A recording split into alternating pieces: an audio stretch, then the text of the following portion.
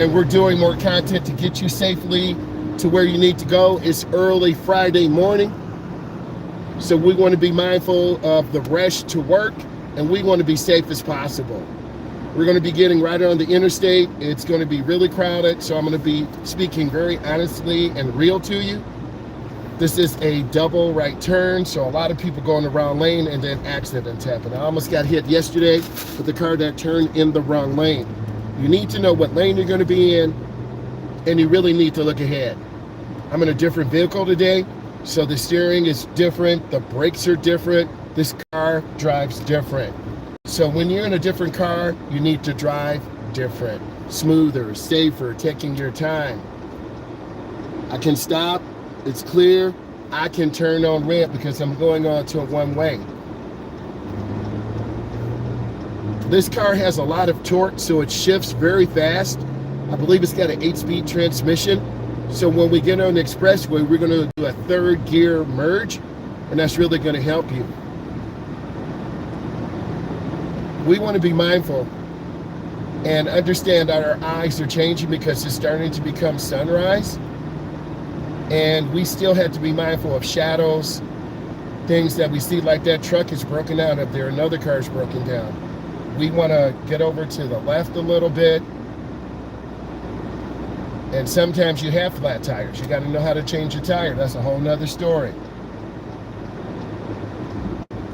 So we're getting ready to get onto the expressway, the I-94 corridor for our commute.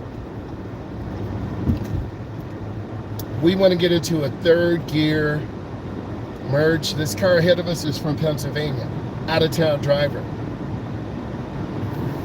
We're going to take our time. We can't cross the white line until it's broken. In some communities and states, that is a ticketable offense. We're not trying to get a ticket and mess up our insurance. We're trying to be safe and become really great drivers. Not good, but great. That car is moving very slow. That's a slow merge. I'm out about 65 miles an hour, and I'm going to settle down and see what the traffic's doing. Like I said, this car accelerates very fast, so I'm going to lift my foot a little bit and adjust my speed control. That's one of the hardest things for beginning drivers. Let's go ahead and make a lane change, mirror, turn signal, blind spot. Oh, another car broke down. They have an overheating problem. So I want to have positive manifestation. I'm not wishing anything on anyone, but you've got to take care of your car. You've got to take care of maintenance. Very important. We're in the middle lane, moving very nicely. Middle lane is the safest lane. We did a live yesterday and we talked about expressway driving. We went through the state manual, whatever driver must know. And when I do my lives, that's something you want to get in on, and I post questions. We have people from Canada, people from Cameroon, people from Indiana, Illinois. So it's really a community forum where you can feel comfortable. No one's going to criticize you and give you a hard time because you're a beginner or you have anxiety. I'm going to go one lane to the left, and I'm being very deliberate in my lane changing, trying to take my time.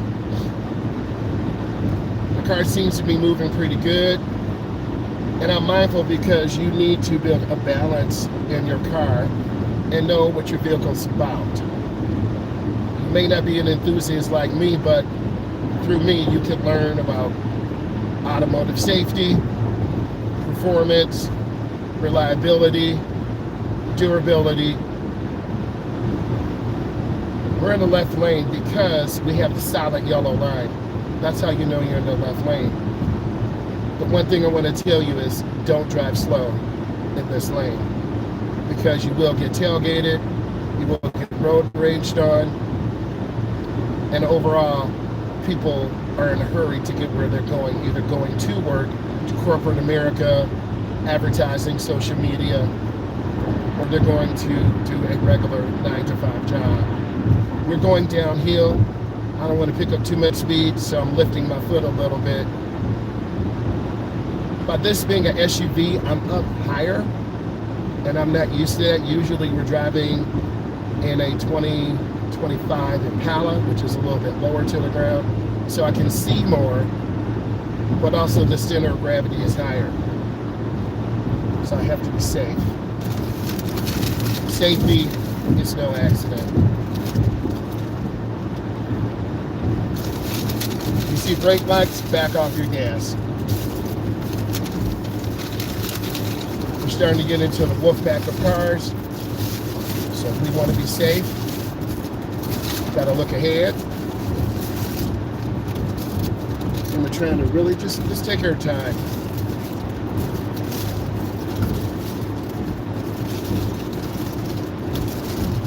We're going into a curve. This means we lift our foot. I take a lot of clients here, they panic. They are very stiff on the steering wheel. And they overturn.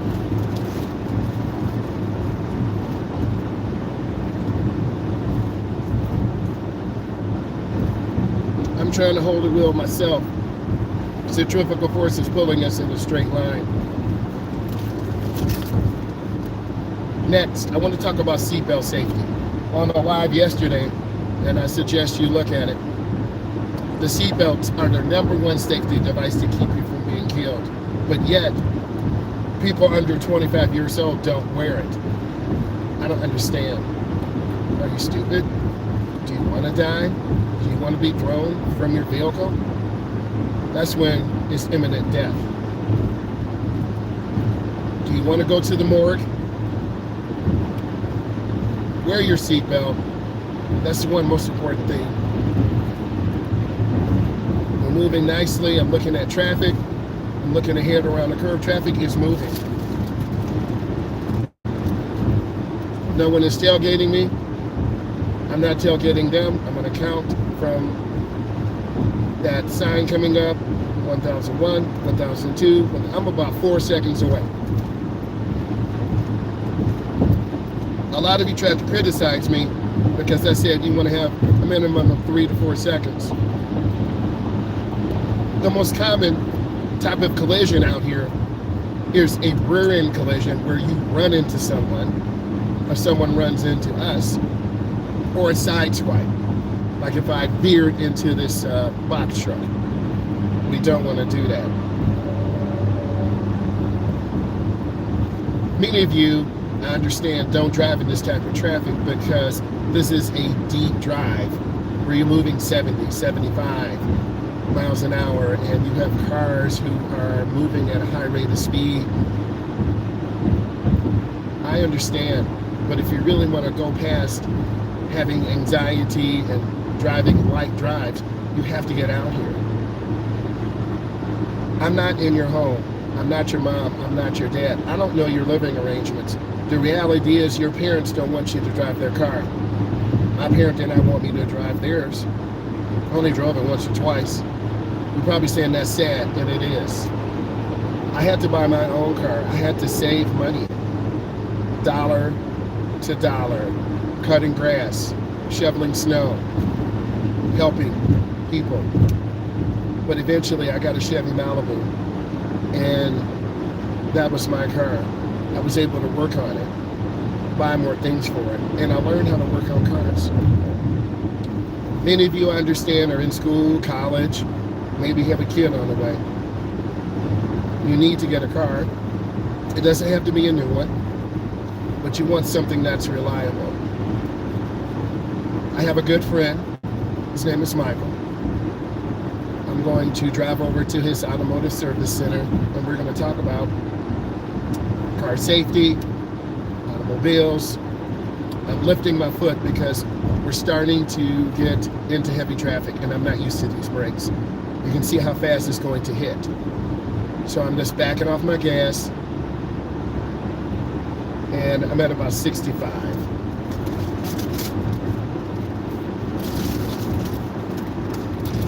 If you don't know how to work on cars, you're going to have to pay someone.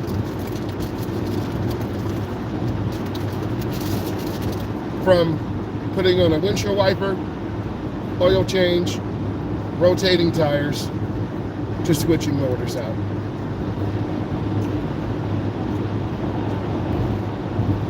We don't want to be around that semi-truck. I'm not going to get excited, but traffic is moving very nicely and smoothly. This is not the norm. This is an exception.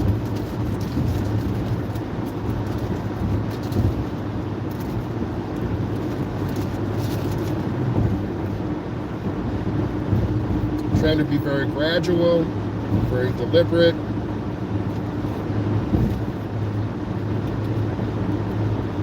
I'm now in the wolf pack of cars. This means I'm in a large group of cars. We don't want to drive too close. We could have a chain reaction accident. I'm looking around, checking in front of me, behind me. We'll get a dash cam hooked up to show you a different angle. I'm trying not to tailgate this GMC, but they're behind a slow car.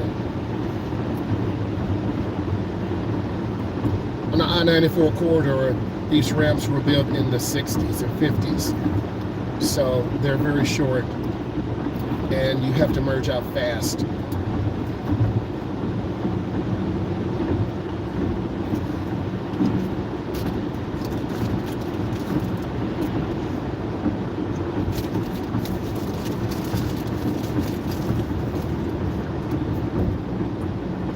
I'm trying to analyze my space, see what the traffic's doing.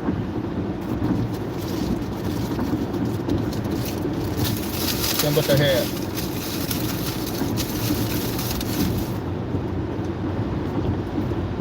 You can't rely on any car's AI. Even the Teslas have accidents.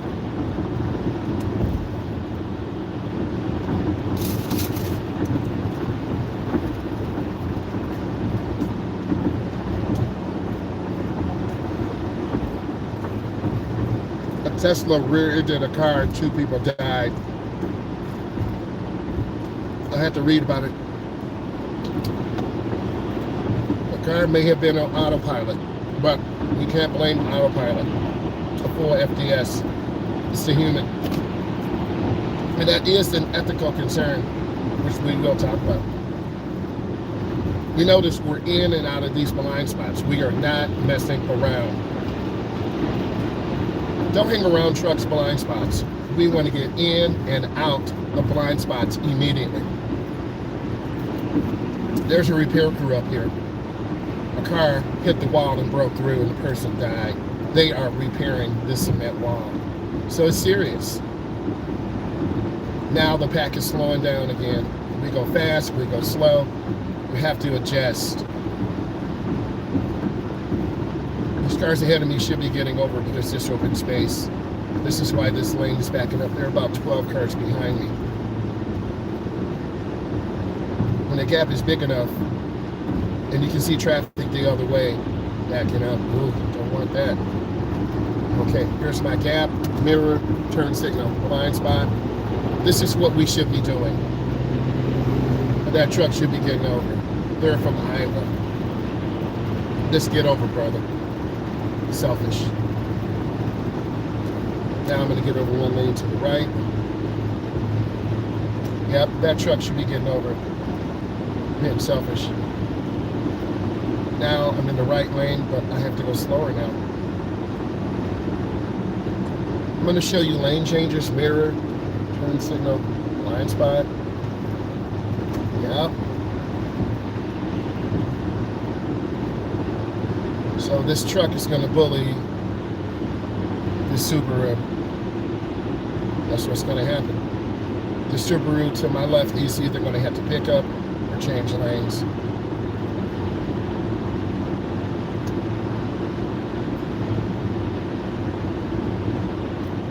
I have a choice. I need to get off at a half a mile. I'm going to pass this semi-truck and then get over. Do you understand you have to make choices when you drive?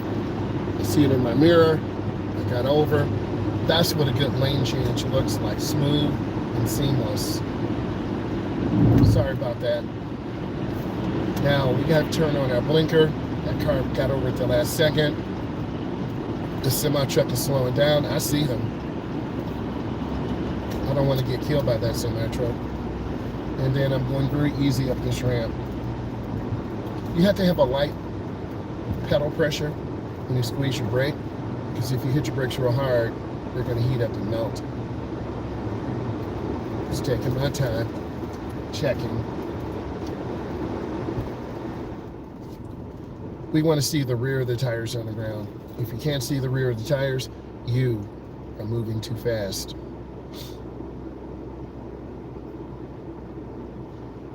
Checking my mirrors, seeing who's behind me and what's around me. Taking a breath. It is stressful, I'm not going to lie to you. You're moving at a high rate of speed.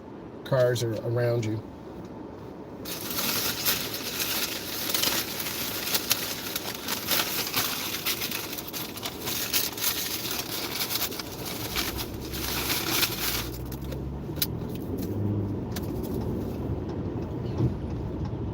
Let's talk about driving in tight spaces. You have a homeless man to the left. I'm going real easy. This is a crossover. We're going over the bridge. In the wintertime, this will freeze. It's fall. Temperatures are dropping. Now, we're by a hospital. So we have a lot of traffic. We have to have a complete stop and pause. I'm waiting for a gap. A gap is a space. I have to watch for pedestrians because a man got ran over by a bus. And I'm just waiting. Checking traffic. I'm looking for blinkers. And if you don't have a blinker, then people don't know what you're doing. There we go. There's a gap. We made it. In these communities, they have license plate readers because business owners and residents are fed up. You can hear that diesel, those EGTs are definitely heating up because the mixture's too rich. We have to come up and stop. This is a regulatory sign. And also there's a crossing guard. We're going to have a complete stop. Then we're going to proceed and go through. We're looking. There's construction crews here. So a lot of things going on. And we always want to look. You need to know a secondary route. I'm going up real easy. Oh man. Just being patient. And we want to do angle parking. We want to take our time and have pride in what you're doing. What I need you to do is subscribe to the channel, look at this content. We go live daily. We talk about the things that drivers need to do to be successful. Getting a car, insurance, how to deal with your parents.